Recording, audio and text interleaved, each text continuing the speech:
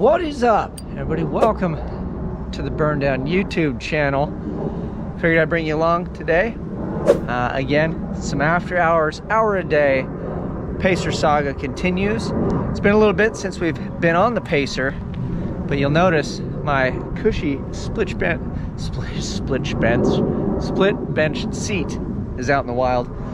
And I wanted to share something with you because of all the cars I've ever actually owned, classic car wise, this one has the nicest carpet out of any of them I've ever had. Look at that, dude.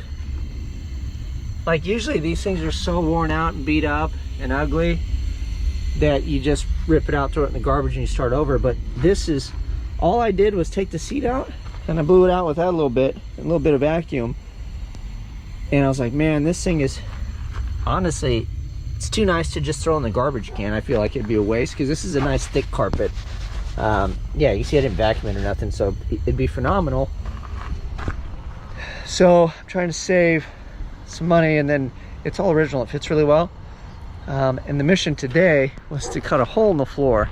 So I pulled the seats out, and then I thought I was just gonna maybe rip some of this out. We'll see how, if it smelled or whatever, but it's legit. So now I'm going to take the rails off the side and see if I can kind of peel it back, and then maybe put something on it to protect it, and kind of vice versa on this side. We'll put blankets or something over it because we need to cut a hole for the shifter so we can push the transmission all the way kind of where it should live.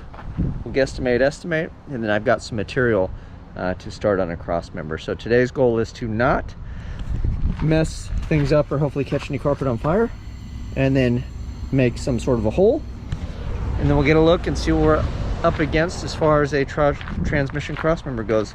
Can't even speak English this afternoon. Welcome to Burndown. So I'm pulling everything back because I need to cut somewhere. I'm assuming it's going to be around here, and I'm like, man, you know, I'll have to cover stuff. You throw sparks on some of this stuff, it's pretty flammable.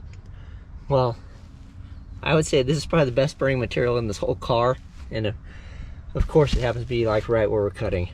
So we'll just kind of fold it up, you know, roll it up and get it out of the way. And like I said, I'll put some blankets or something over this stuff, but we're definitely gonna have to be mindful this go around. And I hate all the jute and all the padding and stuff. I've caught multiple firewalls on fire from the inside, working on stuff and trying to cut things, and you throw a couple sparks and then you're chasing the smoke that's coming from under the dash. So I don't know, I'm not a big fire guy. You let me know if you guys enjoy setting your project cars on fire, because I really don't. It gives me stress. So we'll fold this all back, we'll push things up and kind of guesstimate. Maybe we'll drill some holes and see where we're at, and then we should be able to make our cut. Hopefully, yeah, I might even wet stuff down first. I think that would be a good idea. And we'll get a little spray bottle and kind of dampen stuff just to make it a little better. If you have to punch a hole in your floor, I'm just going to show you how I kind of get it done.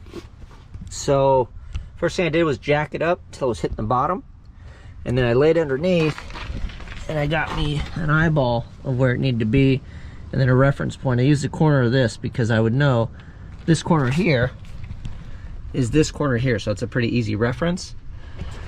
And then I did one of these things and went, that looks okay. So then I got an 1/8 inch drill bit and I popped 2 small holes, and now when you lay underneath, you can see where you're at. Now I have a reference point, right? So that little hole ended up being a little bit ahead of this bolt hole here, which is for mounting. Width-wise, we were pretty darn close, but now I know I'm a little forward. I need to come back a little bit to be in line with this bolt hole, depending on how it kind of goes in. Right, you gotta make a hole, but you still gotta cover it up. So I got my shifter, and that bolts in like so, and now you kind of have a reference point, right? So I got my little 2 holes, and kind of eyeball chingadera guy there, and that's it. And then we're just gonna wing it. And I got some masking tape, so instead of just eyeballing it, I can just pull a piece of tape and it'll give me kind of a straight line. And then I think what we'll do is I will punch more holes. I want to do maybe like 4 corners type deal, and then I can look underneath jack it back up and see, you know, where we're at. And that's it. We'll water this stuff down like the fire hazard galore. I think I'll get some moving blankets to kind of put it in between this. But we're just gonna take our time. But that's kind of how I'm getting it measured. And then the hole can be off a bit because this is bigger than this, but I don't want to be so far out, so we're going to kind of sneak up on it. And then it doesn't matter if you're popping little 1/8" holes to get your reference point, because that's easy to fill in if need be. So I came back like 1/2 inch, put my piece of tape, and then I went outside of these two and popped 2 more holes. And I kind of like that. I think we're still a little small, but we can always make the hole larger. And I started looking, I put my reference tape in this thing here. Well, they have this little pre-cut little deal, so I took it off. And I laughed because I'm like, this was probably the opening for the original shifter, because they did offer this in a stick.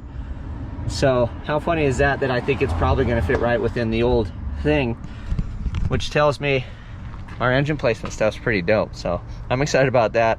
I don't get too excited. Let's cut some stuff and wish for the best.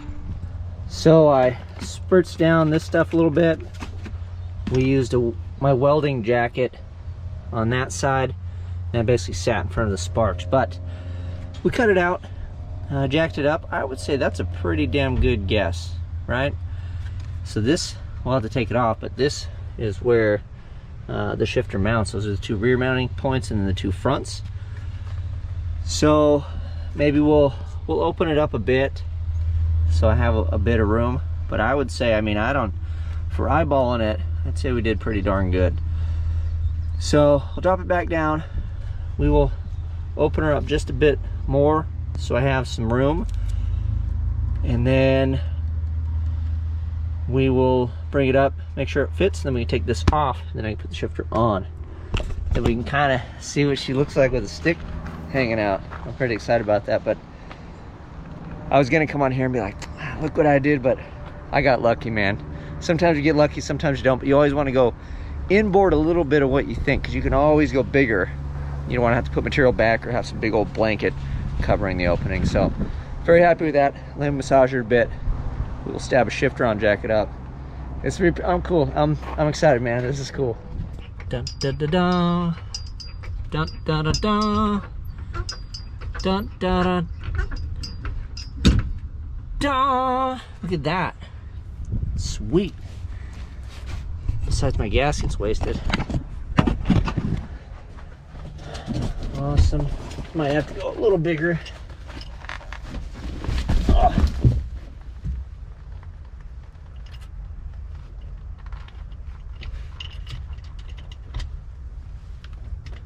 Uh-oh. Uh-oh. Bolting down. Oh, man. Ah, there we go. Gotta wiggle the old shifter. Woo, boys, look at that thing. Oh, man. 5-speed pacer. Coming at ya. It already feels faster. I've never driven it, but I'm just saying, yeah.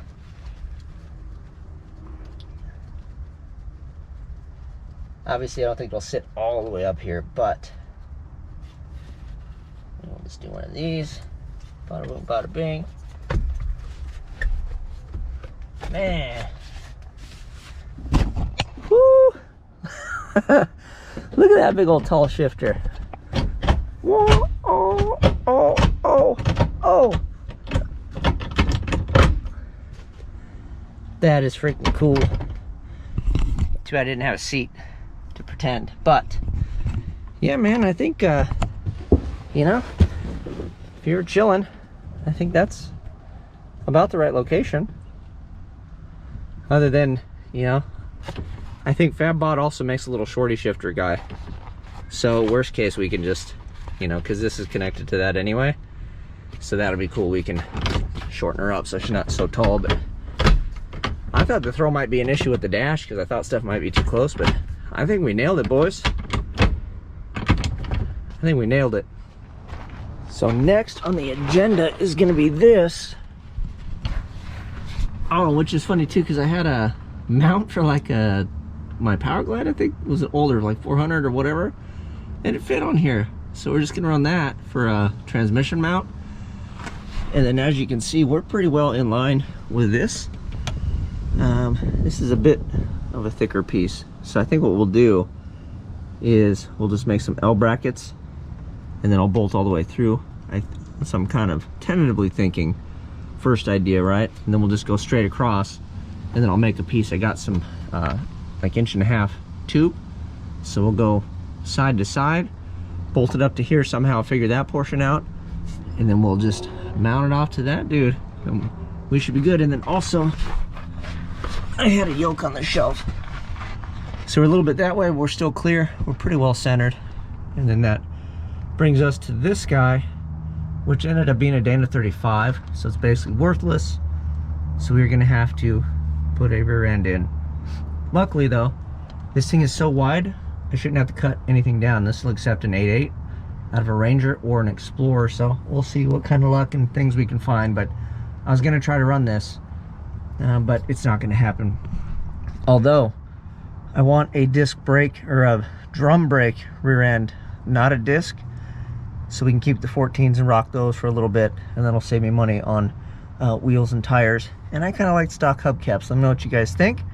Other than that, I got to clean up, and then we'll just keep this rolling this week. Hopefully we have this cross member in. That would be awesome. And then I'm gonna have to find a rear end, so that'll slow us down for a little while, or I'll have to have time to go pull one at the yard. So you guys know what to do. Thank you for following along.